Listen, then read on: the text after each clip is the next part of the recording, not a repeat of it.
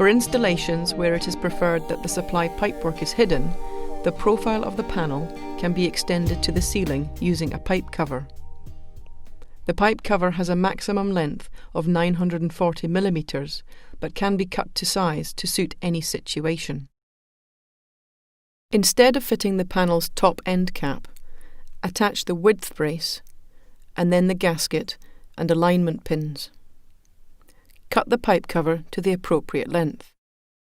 Slide the pipe cover down into place, engaging with the alignment pins and the gasket.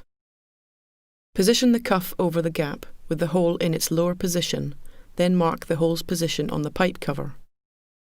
Remove the cover and drill a hole at the position marked. Reassemble the pipe cover and cuff, then mark the wall to drill a hole for the screw provided. Attach the cuff and pipe cover to the wall using the security screw, taking care not to tighten it excessively.